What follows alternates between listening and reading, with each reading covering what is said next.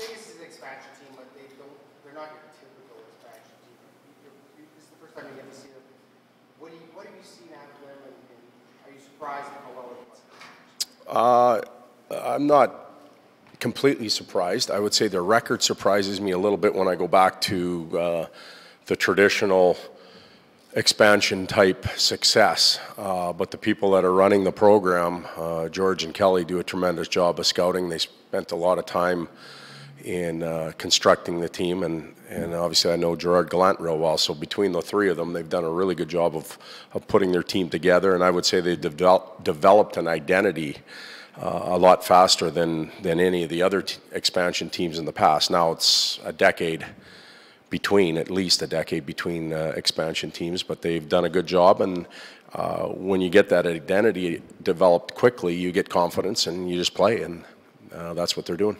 Are they a different team to match up against? Because, you know, maybe they weren't, you have the top end talent, but all four of their lines kind of play the same pace that they've got going as well. Well, I don't know if they're difficult to match up against, and whether you're asking me that about line matching or team-wise, but they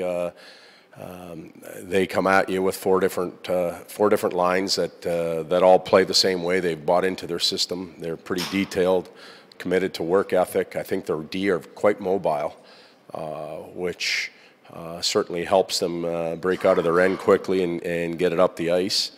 And I actually think their goaltending injuries may have helped them a little bit because they have a pack mentality of defending and protecting that position right now. So, you know, sometimes when you've got the star goaltender in there, you can play loose and take more chances. They've battened down the hatches and they play for the goaltender. Just asking, you know, the RV in this call, you mentioned the word confidence. When a player that has the skills that Jesse has, is that sometimes just the fine difference between making an impact or not? Is his level of confidence? Well, I think confidence, you know, it wavers. It goes up and down in any individual. Best players in the world, they feel really good at one point and they feel a little bit not so good at another. Jesse's no different. He's at a younger age, so he's got to deal with those ups and downs. But I believe he has more confidence right now because he's doing some of the things away from the puck and attacking the puck better, so he feels like he's in the play more, and his teammates appreciate that. So he's had two quite good games for us, and we would like to see that continue. I'm sure he would like it as well. Todd, your team is third in shots on goal. You're right up there, possession numbers if you want. So it would seem like you have the puck a lot, but you're last in drawing penalties. What is your team not doing to force the other team in situations to take penalties? Do you need to see something collectively from your group better when you have the puck? Yeah, I don't know. I don't know the answer to that, to tell you the truth. I don't know why it varies. I looked at our number of penalties drawn from this year to last year, and we're 2 behind. You know, so it's not a significant change after 17 games. So it's not an anomaly for us to have dropped 2 penalties in 17 games. So we're at our average. You know, I don't know if you know, if there's times where we could hold on to the puck maybe longer and draw the penalty rather than giving it up.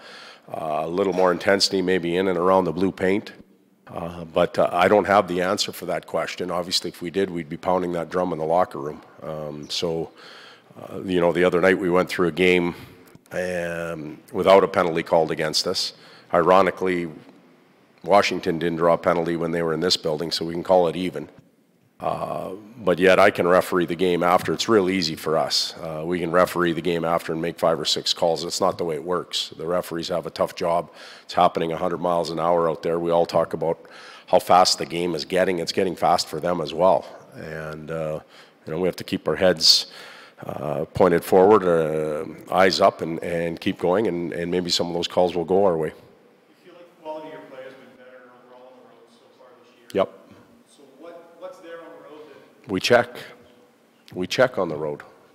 You don't keep teams to 1 or 2 by accident. We check on the road. When we get home, we have a tendency to want to open it up. And, you know, a famous word that we all use in the hockey world is cheat, and there's probably no definition for it until you actually sit with players and show them situations, because cheat's a pretty common word that's used, but when you look at some of the situations that we've given up goals or chances on, there has been some cheat in our game. And it's not just about blowing the zone and going the other way. It's about whether you're in a lane, whether you're anticipating a defensive play before an offensive play.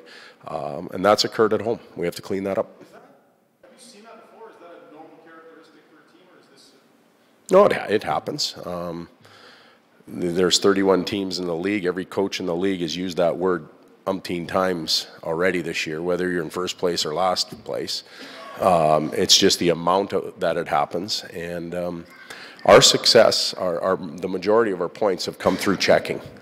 They've come through the ability to shut other teams down, strong penalty kill, good goaltending, and then the offense will come. Sometimes when we're at home, I think we have the mentality of thinking of it the other way. Thanks.